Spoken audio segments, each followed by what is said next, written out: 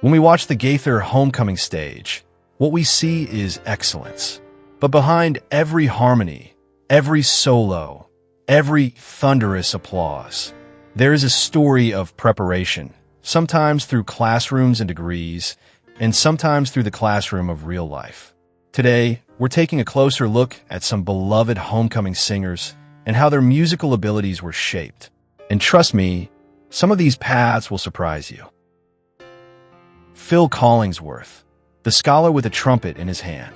Phil Collingsworth didn't just grow up around music, he studied it with deep intention.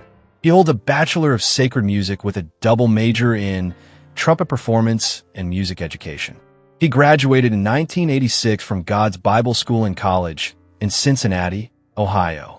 And because Phil always pushes further than expected, he went on to complete professional trumpet studies at the world-renowned College Conservatory of Music at the University of Cincinnati.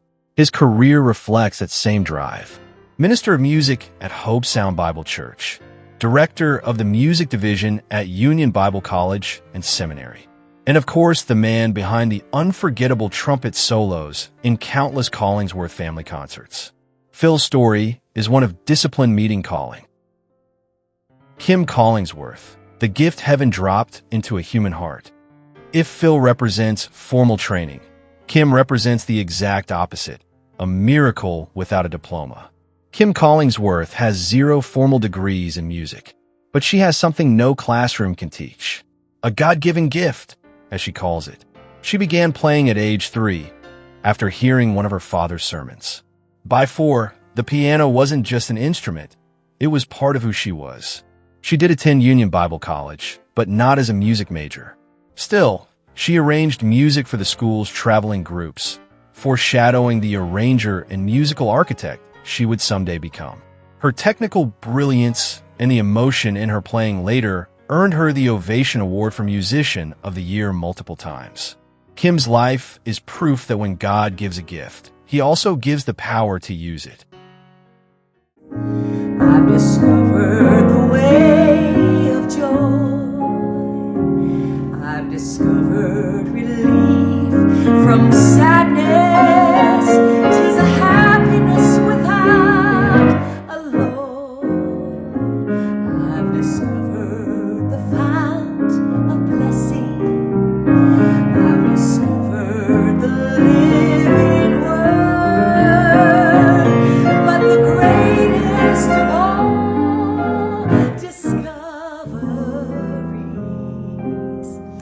is when I found Jesus, my Lord. I wonder if any of y'all know that. That is really where it's at. I've discovered the way of gladness. I've discovered the way of joy. I've discovered relief from sadness. 'Tis a happiness without alloy. I've discovered the fount of blessing. I've discovered the living word. But the greatest of all discoveries, this is it, is when I found Jesus, my Lord.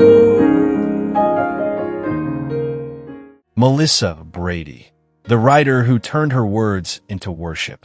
When you talk about education meeting inspiration, you have to talk about Melissa Brady. She earned a master's certificate in songwriting from the prestigious Berklee School of Music. But Melissa didn't stop at learning. She began teaching at the Steve Hurst School of Music, pouring her knowledge into the next generation of singers and writers. Her songwriting career has flourished. Her song, Homecoming Day, won Song of the Year at Absolutely Gospel. Countless artists have recorded her work, and she has written powerful columns for Singing News and Homecoming magazine. Melissa's journey shows what happens when someone chooses to sharpen the gift God places inside them. Jim Brady, a degree? No. A lifetime of ministry? Absolutely.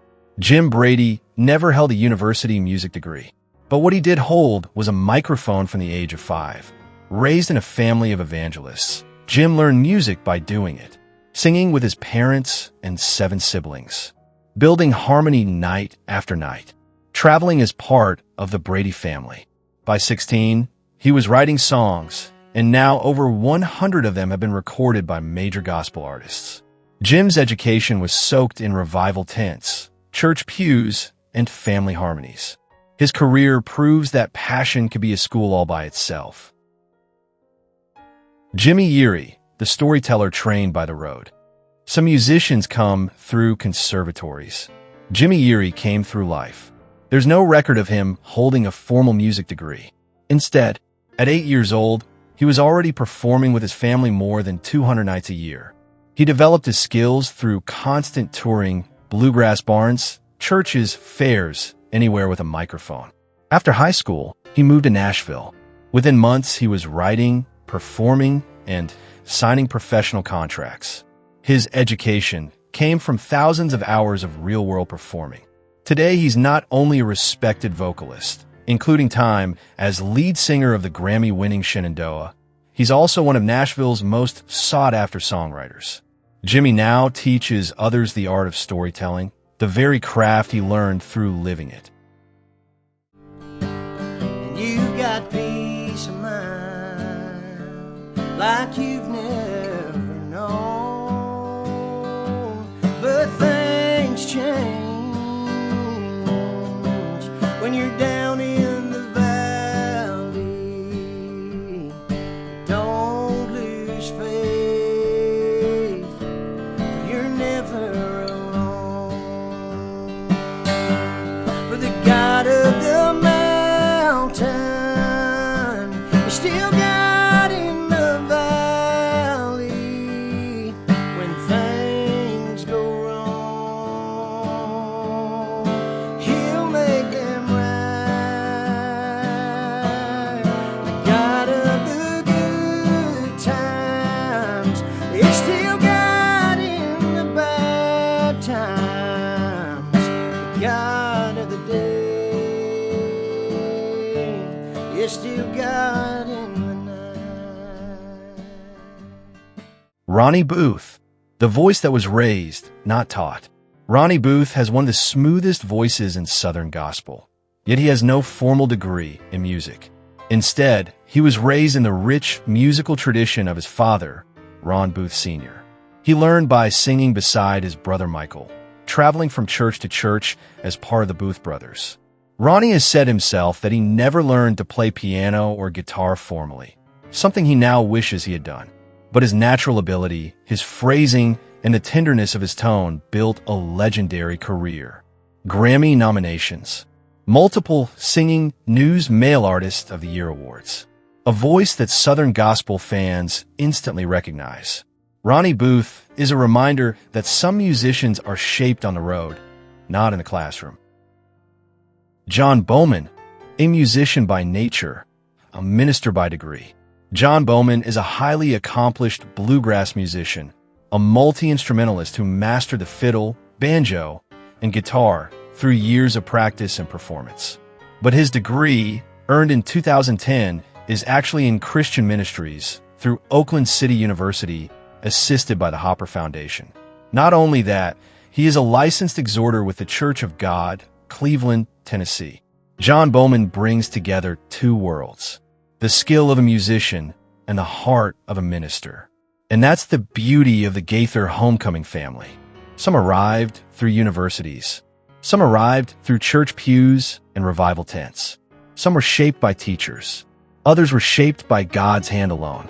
But when they step on stage together, every story, every background, every childhood memory, every hour of study or practice melts into one sound of worship that reaches the world.